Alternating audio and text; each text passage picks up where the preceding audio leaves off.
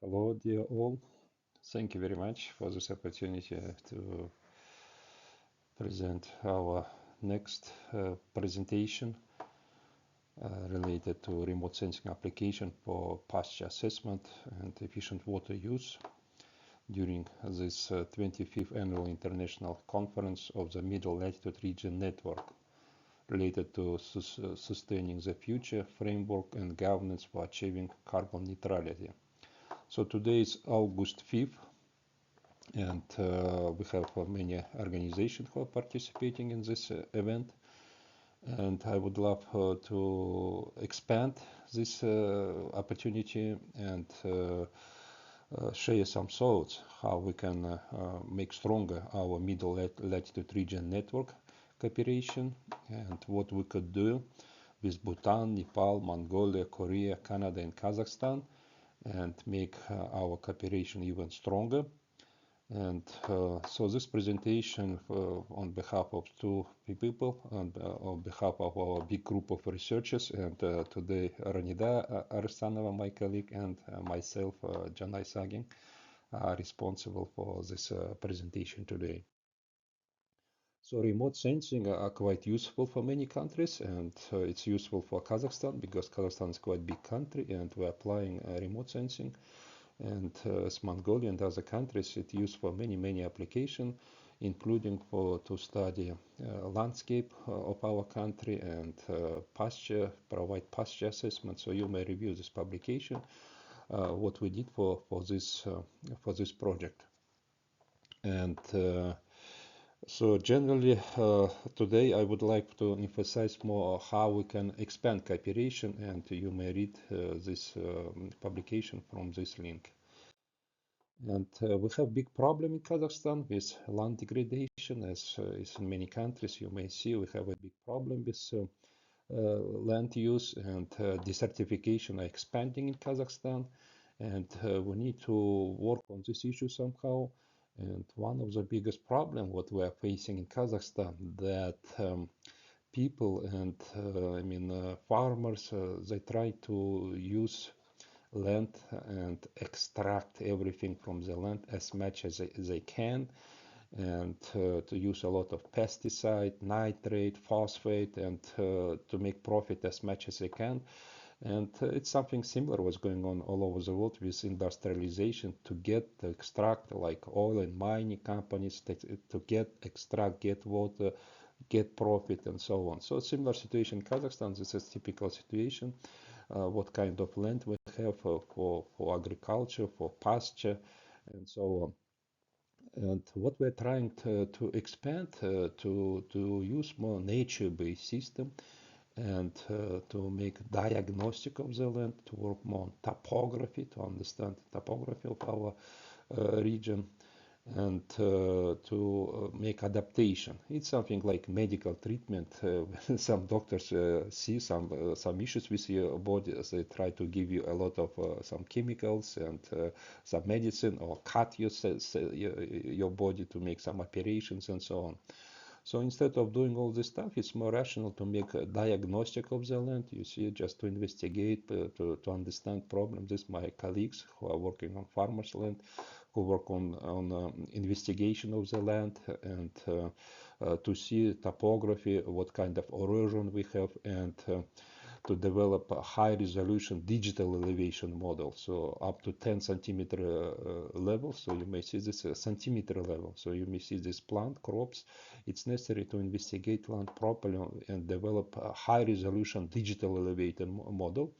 And after that, suggest how we can set up properly facilities. So this is again what I explained yesterday, the strategy related to contour strip organization of the land. If we proper investigate topography, and set up a digital elevation model, and set up a digital terrain model, and see topography of the region, how water may move, and what kind of erosion could be, and suggest this type of forest shelter belt strategy.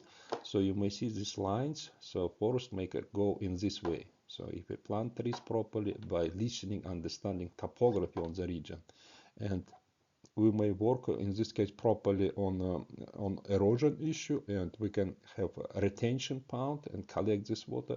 And here we may have a small canals, small channels, something like this. You may see small canals, and we can plant trees along this retention pond and near this small canal, so it will be less than half a meter, about 40 centimeters level, and we may collect organics in this area and plant trees in this way. In this case, we may work on soil erosion issues, and we may avoid this type of situation. And you may see this forest shelter belt, so we should expand it. So you may see this planted trees, and here also you may see this strategy. And we are hoping to expand it and convince farmers to use more this strategy. So this, as I explained yesterday, we may work on this small localization and create this biosphere dome system. And if we don't have water, for example, and but potentially water may come back by planting properly trees, we may restore water, and water works like and in combination with soil, it works like sponge. It's collect water and release water, and could be this type of circulation. And if we have this planted rivers, if we plant trees and bushes properly, but should be a local one. If we plant it properly, somehow as magnet it attracts this humidity, clouds, and more circulation could be here of these water resources of clouds. So you may see this small circulation. So usually when we use meteorological prediction analysis, and we investigate mostly movement of the big clouds and movement of humidity from the ocean, so that's like big circulation, like this one, a huge one. And we don't pay much attention to small water cycle on the village base or farmer base level. So it's very important to investigate how water circulates and how water moves and how evaporation is going with root system. So we need to study underground water resources and see a combination of surface water and underground. So it should be integrated system, meteorology, surface water and underground water resources, what we have underground. So if we make proper combination, if we have proper trees and, for example, switchgrass, our colleague discussed about switchgrass planted properly. So they may all this switchgrass or big trees with a good big root system, they may attract water from underground, and through evapotranspiration they may release this water. So it's a combination of transpiration from rivers and evaporation from these areas. It will be local circulation. So we should try to set up this type of facility, and eventually it will attract water. So it will be some big investment of time, energy to set up this type of facility, but eventually it will pay back and will create some local small circulation. So this is strategy what we are trying to develop in Kazakhstan. So this strategy calls biosphere dome, and let's see if other countries are doing something similar, and we may just expand it and help each other and learn from each other what we are doing. And this type of program are quite popular in many countries. For example, this example from Slovakia, and they have big problems also with fires and soil erosion. So they're developing this type of small facilities without building huge dams and so on.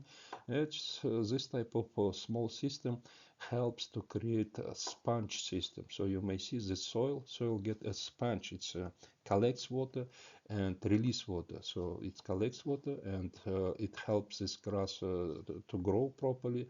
And in this area, it's very difficult to have some fires, because you may see grass is green and all this vegetation green, and fires cannot go on this area because soil moisture is quite good, and for fire it will be complicated to move to this area. So that's why it's very important to keep soil moisture and increase soil quality. So soil quality is very important to have proper development of sustainability of the region. So a lot of different methods how we can work on this, how we can collect rainwater and snow water. And this is just a small diagram what we can do to set up this type of facility. So first of all, we have to work on topography, investigate topography, and listen topography. So if we have this type of topography, so we have to plant trees and in this way. If we have, for example, straight line, we should listen and follow topography by using this diagram. And so generally, all the strategies would be reasonable to combine and to have a connected system of the connected chain of the chain models or chain connected steps, what we can do. And if we have floods, so usually in many countries, including Kazakhstan, our ministries are trying to build dams, block it. But more rational, instead of making a big investment, just involve local people, farmers, and set up this type of system, connected chain of retention ponds. So on the left side, right side, left side, right side. And when we have a floods, just manage and release water. And usually when we have a floods brings a lot of small particles, and all the small particles would be beneficial for farmers' land. So all this stuff would be reasonable from the flood move to this retention pond, and the retention pond could be used in this chain and around this retention pond. So retention pond could be here. We can grow all these trees. So eventually it will be this type of planting, and this retention pond could be alongside of the rivers from the left side, right side, left side, right side, and like this. Yeah. And it would be reasonable do not build on this on the basin of these rivers where we have flood zone. Do not build any buildings, and to convince people who have some buildings, and make some incentives and help them to move from the flood zone, and keep this meandering natural. Do not dictate rivers how rivers should move. Do not make like straight lines. So problem in our countries, for example in Kazakhstan, quite often we're trying to make straight line, just dictate it. Water you should move like straight. Sorry. So it's better just to make proper diagnostic of the nature, listen nature, and do not use any beton, asphalt. Keep everything is open, so water should be moving underground, natural circulation, and so it will be a more nature-based system without dictating to the nature what nature should do. So this is a diagram. So we may use different methods how we can how we can collect water. So you may see how river moves if we have different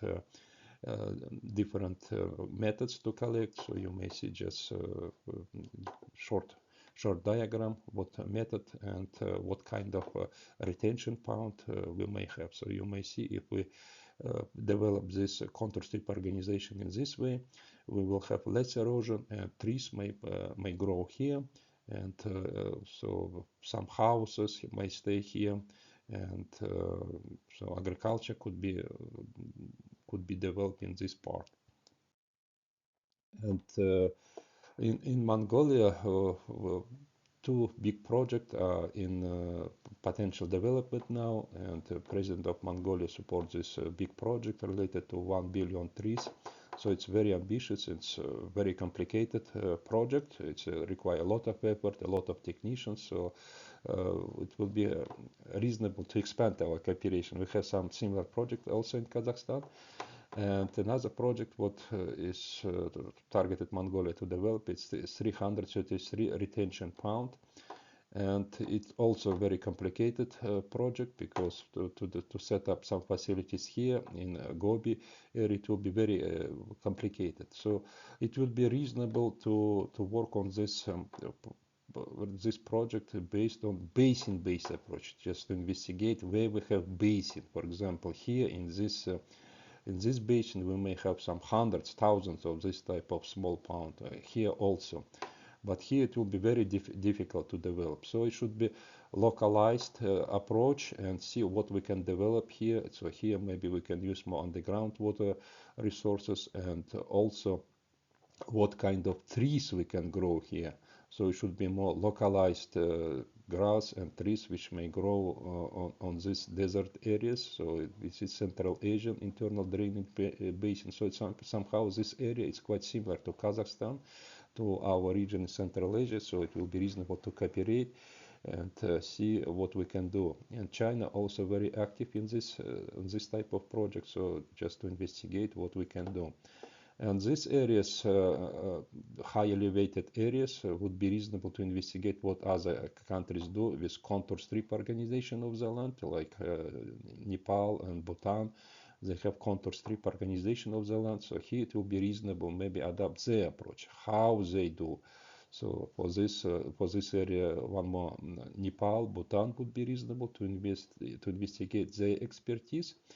And here for this area, it would be reasonable to investigate what Central Asia are doing, what China doing, and find the right crops and plants to grow here. For example, if we get trees and plants from this area and move it to this area, they will not grow because it's different environment. So we have to see on same latitude. I mean, this, for example, if we get Siberian rivers or cold rivers, they will not grow in this area. So we have something similar problem in Central Asia, in Kazakhstan, when president of Turkmenistan decided to grow trees, and he decided to grow Christmas trees.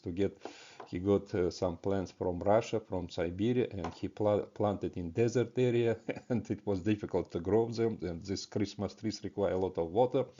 And he just tried to convince local people to get more water, plant them, grow it. And it's very complicated to plant and grow Christmas trees in desert areas. So simply, many of them simply die, and some of them just survived, but they require a lot of water. So we have to review and cooperate on this issue. What kind of local trees and what kind of seeds could grow, and just getting trees, for example, from this area, which are good, for example, in this area, it will be very difficult to grow in this area. So we have similar problem in Kazakhstan. Kazakhstan is a big country, and we cannot get some trees from the north part of Kazakhstan and grow on the south part of Kazakhstan. So it's very complicated. So that's why we're trying to see on the same latitude. So it should be latitude by same level. So if we get this latitude, so what China is doing in here in Gobi, what Central Asia going in this area, so it will be same latitude. Let's compare. Or we can compare what's going on in the United States or Canada on the same latitude, in prairie, in desert area. So it will be like logical to compare. So in Kazakhstan, we're on the same level, for example, with Canadian side, and we compare some plants and some trees with Canada. So, and survival opportunities for many trees are quite good. For example, we are getting a lot of apple trees from Canada and try to grow on the same level. So they're growing, looks like okay, yeah. So this is idea, and so it's related to different plants. So we need to cooperate and see what problems other countries have and what opportunities we may use. And next is related to water resources. So with water resources, glaciers are melting now, and a lot of water are going out with this basin. So Mongolia, it's upstream in this area. So from glaciers are melting, and water is simply in this upstream of this Arctic Ocean basin. So water is moving toward Arctic Ocean. And here, this is a Pacific Ocean basin, and all these glaciers melting are moving to the Pacific Ocean. And here in Kazakhstan, so you may see this is Kazakhstan, and we have this problem, something similar what's going on in Mongolia. So we compare simply saying apple with apple. We are very similar with Mongolia. In Kazakhstan we have this situation. So we have three big lakes: this Caspian Lake, Aral Lake, Balkhash Lake. They are shrinking now. They are dying. Yeah. So because people are using this water inefficiently for agriculture, so we are killing this lake now, and we have big mining industry in this area, in Caspian Lake, and mining industry is killing this Caspian Lake. With nothing is free in this world. When we extract a lot of oil and gas, so water is moving down and fill holes, and eventually we will kill this Caspian Lake. It will disappear. And what should we do? We need to work on this issue and try to get water back to this lake and restore this lake. So it's not easy. It's require huge amount of water. So it's a lot of water we need for Caspian Lake to restore, for Aral Lake, for Balkhash Lake. And so we're trying to develop some project how we can restore it. And one of the problem what we are facing that, for example, in this part we have a lot of floods. So springtime we have floods. So all these areas are flooded. And water, so this is upstream area of the Arctic Ocean, something similar what we have here. And what is going to the Arctic Ocean from here? You see this upstream area, and what is going to the Arctic Ocean. And here we have opposite situation, Volga River and Ural River. And from this basin, water is moving in this direction and toward Caspian Lake. And Russia use water a lot here, and Kazakhstan also using a lot of water here. And we have big mining companies, oil and gas industries. They use a lot of water, and and all these activities. And many hydropower stations here, agriculture and human activities destroying this Caspian Lake. So water circulates, simply saying in this way. Here in the south of Kazakhstan we don't have water. So this is this area, something similar to this area, no water, and here a lot of water. A lot of water is going to the Arctic Ocean, and a lot of floods here. So this kind of system, if we try to make circulation and find solution for this area, it will be reasonable to develop some pilot project and some replica of the situation and learn what we can do to develop this area more sustainably. And so one more time on this diagram to show what's going on. So this is Kazakhstan, this area. So this is Caspian Lake, so Caspian Lake area. And this is Kazakhstan, so this is Caspian, so this is Caspian. This is Caspian Lake, and this is Caspian Lake. And water is moving here. We have Volga River and we have Ural River. So water you see moving this way. And as I mentioned, we have many dams, reservoirs here, a lot of oil and gas companies, and all of them are killing this Caspian Lake. And so we have to find a way how we can get more water in this direction, release more water. And with sea level rise, ocean level rise, it will be reasonable to have some kind of system that water will go from these big areas, go in this way. And here we have opposite situation, as I mentioned. This is Irtysh River basin, and we have Yenisei River basin. This Yenisei River is connected to Mongolia. Mongolia is here, and big amount of water is going this way. And here we are releasing 16.5 cubic kilometers of water per year. So per year it's going to the Arctic Ocean. And we are creating problem actually for the world by increasing sea level, ocean level rise. So it will be reasonable to hold this water somehow. Water should not go to the Arctic Ocean, should stay on the continent. So it could be some kind of this circulation. Water, so we should get water from here, move it. So here we have this Volga River, Ural River, this basin. So water should turn and go back to this Caspian. You see this area? So you should go this way, like this, this circulation. So like this circulation. So this is just a replica of this area. So it go like this way. It's interesting that Mongolia is working on development of something similar. They're developing related to Orkhon River. So Mongolia is going to set up something like circulation. So from get water from the Orkhon River. In Orkhon River, water moves something in similar way, one way, and it's going out, and they're making some kind of circulation. So it will be reasonable to learn what Mongolia is targeted to develop on Orkhon River, and to develop training program and maybe set up something similar eventually. So here it will be a huge, it's necessary to make huge investment, billions of dollars.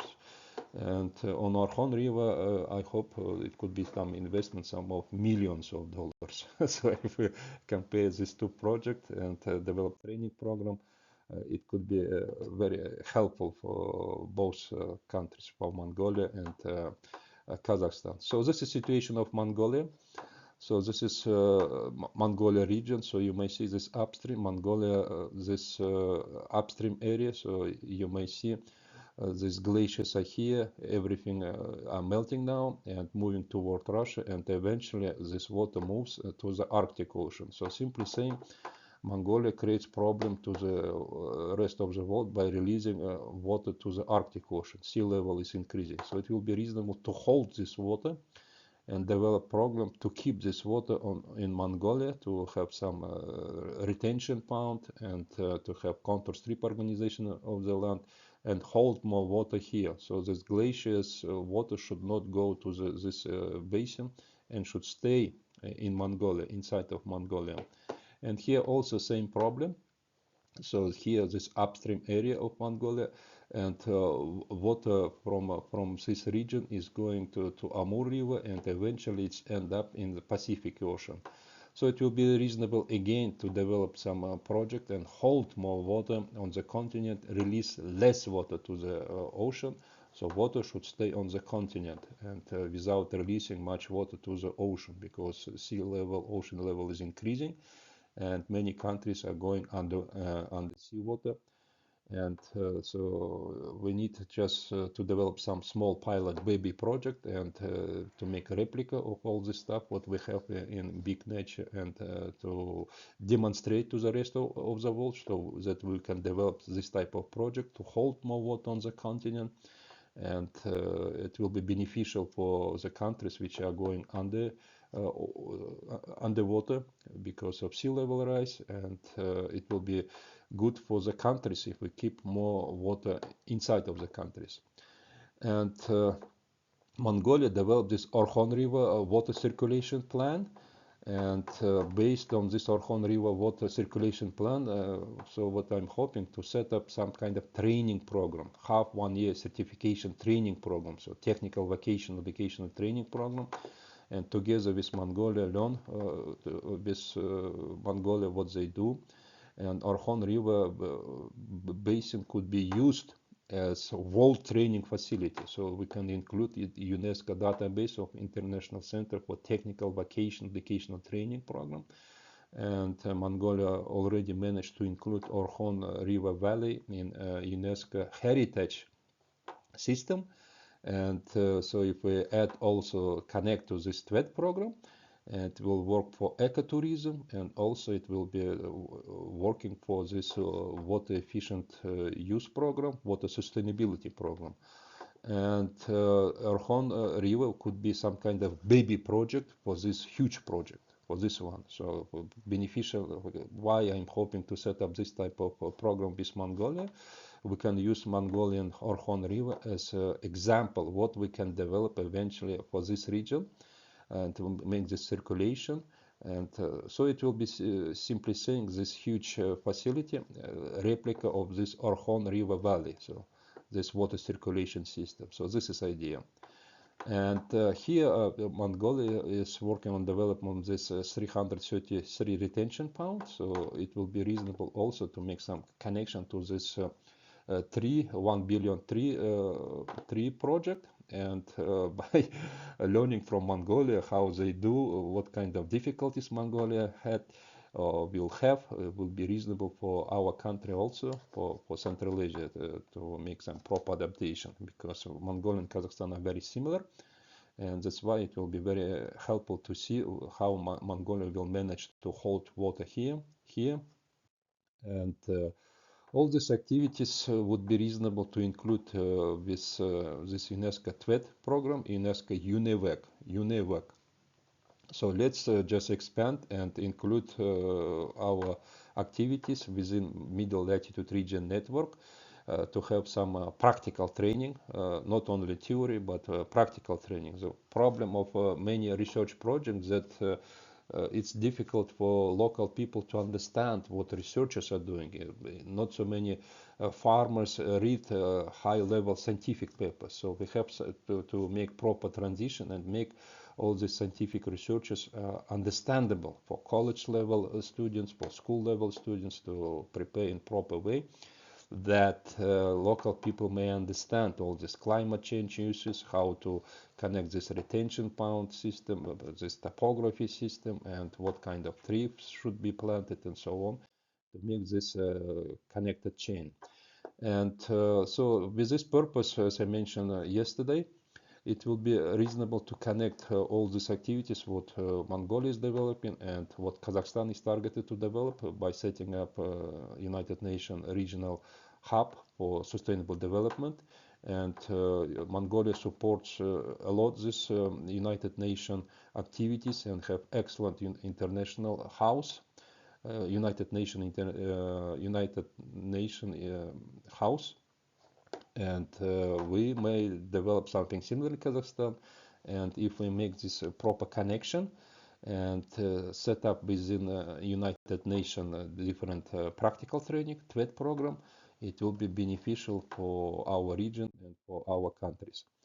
And this program would be reasonable to expand. So with what Mongolia is doing and also what we are trying to develop, with biosphere dome and contour strip organization of the land and development of small water circulation, this small water circulation and setting up of retention pond and development of this forest tree shelter belts are well connected. Yeah, so that's why these two projects what Mongolia is developing with 1 billion trees and this retention pond system, some kind of logically to connect them, make them together, and because they're helping each other. Trees need water, and water also need trees to restore, to have this type of system, to keep sustainable system. So I would love to expand this discussion and work hopefully with Dr. Owasan from National Forest Agency of Mongolia and with Dr. Badbayar from National Water Agency of Mongolia, and maybe we can set up and develop this type of program together and to set up technical, vocational, practical training, so and local people can learn to do something like real practical activities. And also it will be very helpful to involve Bhutan and Nepal in these activities. So what we are trying to develop in Kazakhstan with this orientation forest and so on, Nepal and Mongolia already doing for some thousands of years. They have houses on hilly areas and they do it already for thousands of years. So they do all these activities practically, and all this type of facilities were developed for some thousands of years, and we may just connect what they do with remote sensing, with topography, with all these IT technologies, what we are having now, and connect these ancient technologies, what they did already, and connect this with current opportunities and with proper topography.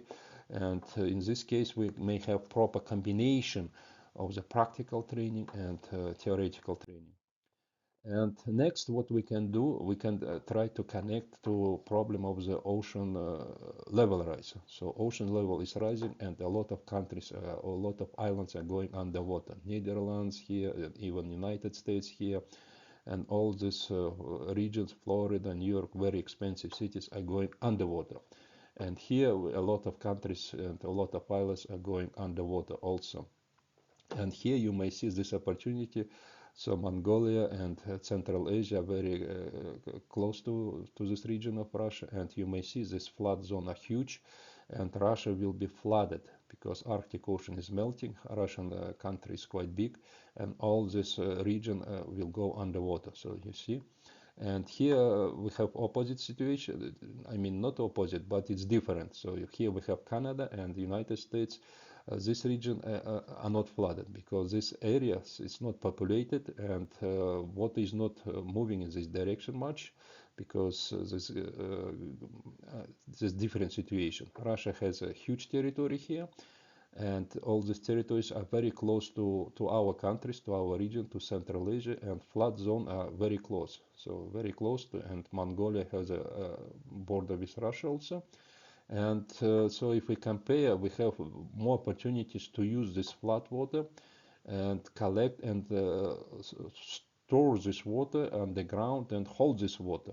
Here we don't have these opportunities because also we have, for example, Great Lakes here, and they level quite stable. And here we have a lot of problem with water resources. Our big lakes like Caspian, Aral Lake, Balkhash Lake, they are shrinking, are dying, and it's very bad. And at the same time, it's very good because it's a huge space, a lot of space, and we have huge mining industries. They extract a lot oil and gas, coal, and all these mining companies create huge holes on the ground. A lot of space. Here we have a lot of space. And Mongolia has a huge mining industry. So, and in Central Asia, we have big industry, mining. So it's a lot of space, so we may hold a lot of water. And get this flooded water is not so far, and that's why we may hold a big amount of water. And for this purpose, it will be expand our cooperation. And for this big project, we need to develop some small project, as I mentioned, baby project, and investigate what amount of water we may collect and deposit in this region, Mongolia, in Kazakhstan, Central, what amount of water we may deposit and hold it.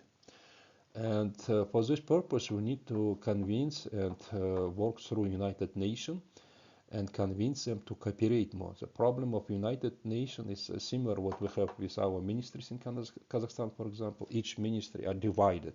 So, for example, Ministry of Disaster Event, Ministry of Agriculture, Ministry of this mining industry, they are separate. They are not friends. They are not connected to each other. Similar situation we have with United Nations. United Nations have a different section, and all of them are not so integrated. For example, United Nations has glacier forums and glacier activities. It's separate. And United Nations has activities related to just general water resources. It's separate. And United Nations has this ocean activities, ocean experts. They are separate. They are not connected. They are not friends to each other. So it would be reasonable to connect them and make activities together. For example, Tajikistan is similar to Mongolia. They hosted a big event related to glacier, and Mongolia is targeted to have a next event next year, 2026, glacier event. So it's separate. And as far as understood, Mongolia is not targeted to invite experts in ocean issues. It's separate. And 2023, Netherlands and Mongolia hosted water conference without ocean expert. And the United Nations has ocean forums separate, without glacier expert. So it will be reasonable to have them together and work on water issues based on the nature-based, listen nature, and to have this integrated group of experts who may work together and work on this issue. And Tajikistan works with Netherlands, and they hosted this event in 2023 in cooperation with Netherlands. And what is interesting of Netherlands that Amsterdam is below ocean level on 2.5 meters, so sea level, and it's below 2.5 meters, and sea level is rising, ocean level is rising, and Netherlands will need very sophisticated dams. They built already very sophisticated dams, but it will require invest even more to keep Netherlands safe, because ocean level is rising and water is very powerful. It may crash this dam, so that's why they have to invest a lot. And Netherlands may invest a big amount of money, but for some countries it's complicated to invest. So that's why it would be reasonable to develop some project and hold more water on the continent and release less water to the ocean, and try to stabilize ocean level. So this is strategy what I'm hoping to develop. And why it will be reasonable to develop? Because we have this situation that all these countries which are going underwater, they need to spend a lot of money to build this engineering and different system which will hold these countries from the ocean, and expenses for all these activities about $1 trillion per year. So it's a huge amount of water, and all these countries will spend it. Yeah, it's no choice because they will go underwater. And so if we suggest this strategy, if we invest before disaster event, as United Nations recommend, if we invest $1 before disaster event, it may save up to $6 for post-disaster restoration activities. So these projects, if we invest on these activities related, for example, on glacier preservation, hold more water on the continent, so this money may go in this direction. So in this direction, so you may see this blue column, water from the glaciers moving to the ocean. So this way, moving to the ocean. And a lot of expenses here, a lot of expenses. And if we suggest invest before and invest, if we divide on 6, this $1 trillion, it's about $160 billion per year. So we may suggest some project, we may try to convince all these countries, invest before, give this money before on this project. It should go in direction to the glacier preservation. Of course, we cannot hold glaciers, but we can hold water, and less water will go to the ocean.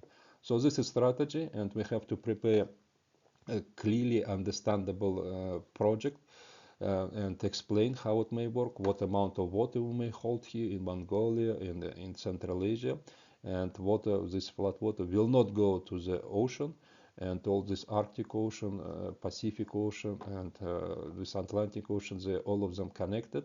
And so let's try and investigate. We need proper investigation of this strategy and see if we can manage to do it. So here, what we can do, if we try to connect all these different forums and with glacier activities, here we have a lot of problems, and but no money. So to get money for saving glaciers, it's very difficult. So for example, Tajikistan, Mongolia have difficulties to get money for this glacier melting, and Bhutan, Nepal, for example, they have difficulties to get water money for saving glaciers. It's very complicated. And at the next forum, what here on this area with water resources, Kazakhstan, here we have here, and we're landlocked countries, so we don't have this opportunity to influence on this next level on the ocean.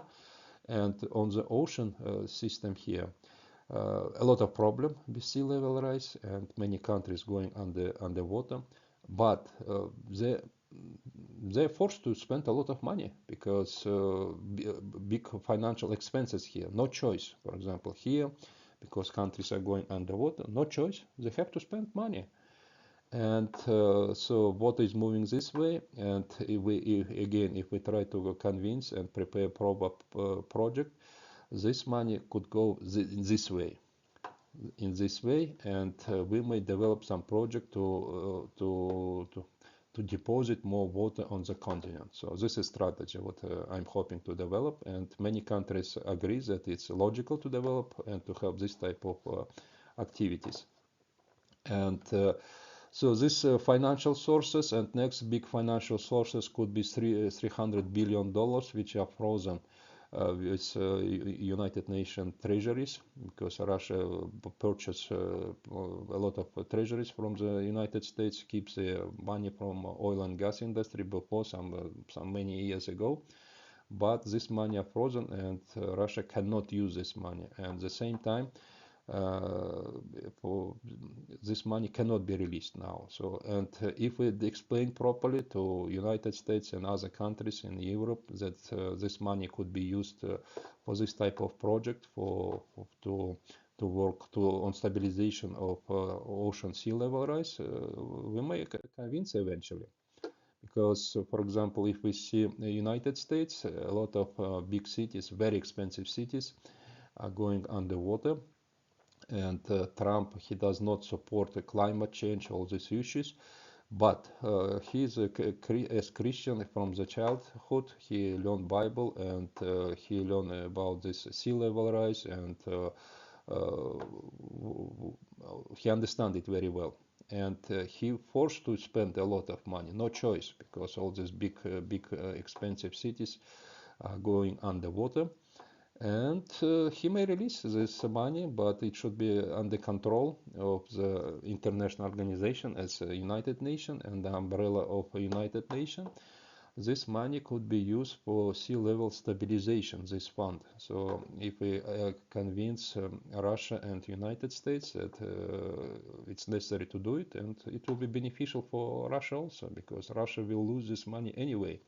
Nobody will give this money, but if we convince that it will be used for the good purpose, for sea level stabilization, and European countries will support it, United States will support, and many other countries will support this idea, and we may develop and work in this direction to get this money and use it for water deposition project on the continents and releasing less water to the ocean. So it will be beneficial for Russia and beneficial for United States, for European Union to use this money for the good purpose. So you may see similarities here. So it's Canada is like Russia, and United States, this region, it's like Kazakhstan, Mongolia, same latitude. So we compare apple with apple. So that's why we have to investigate what we can do, and we can prepare some convincing project what we can develop.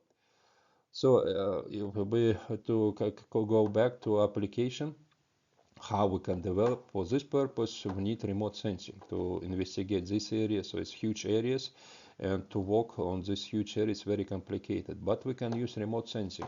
So remote sensing could be very helpful, and it's practically it's possible to investigate this area, topography in this area, to estimate volume, what amount of water could be in this circulation. So as I mentioned, we may have a baby project with Orkhon River Basin from Mongolia, and next one we'll have this project related to huge area.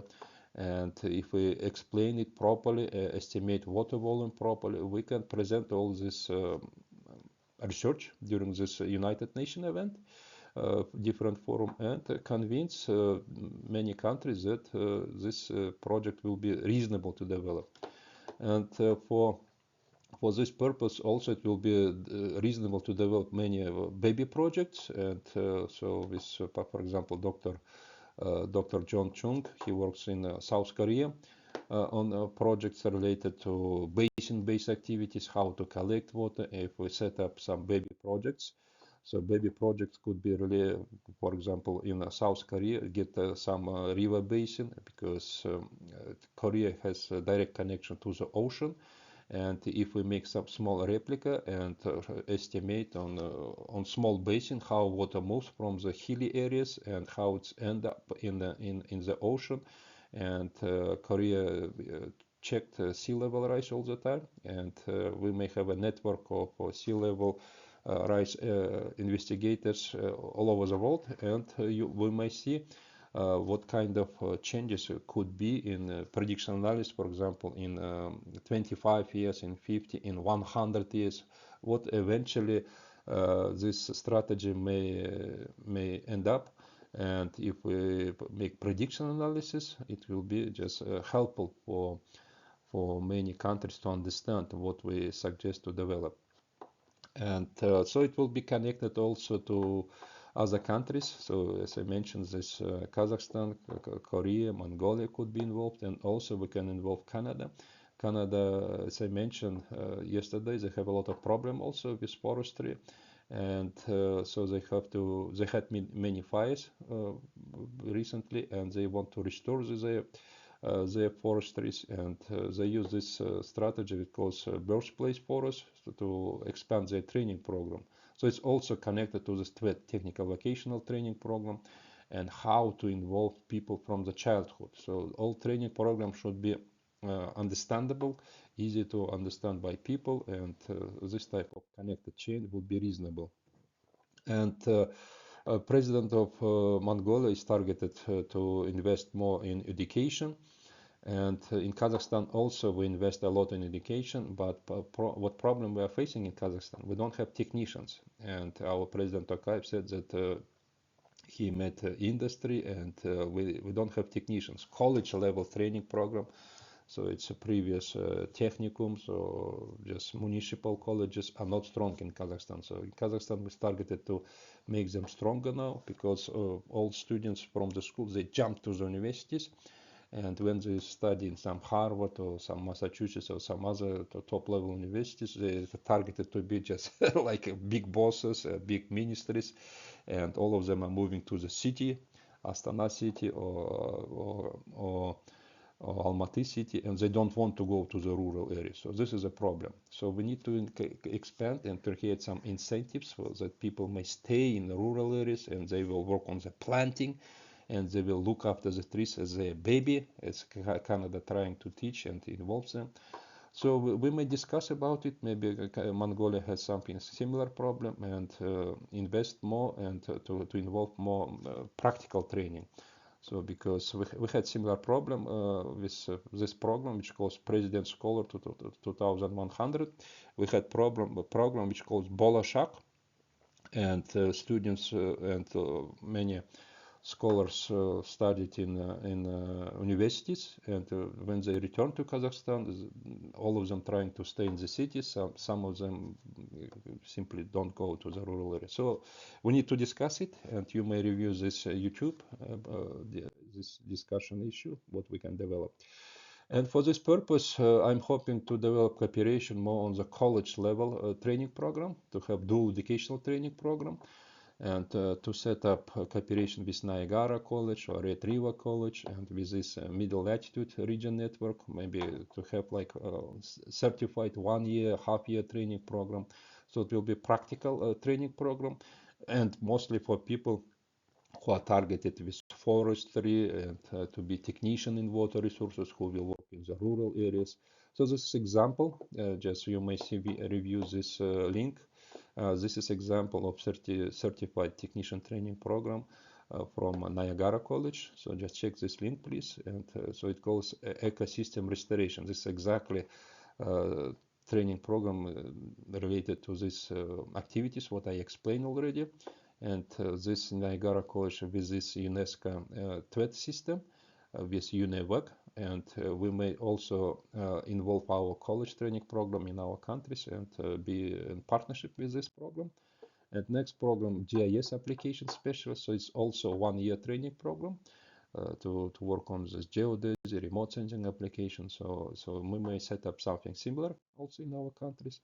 And eventually, if we have this type of practical training, we may have technicians who may work on the practical training, on prepare business project, who may prepare project related to this issue, that one more time we have this problem with glacier melting, and we need more technicians who may work on this issue. So here we don't have money.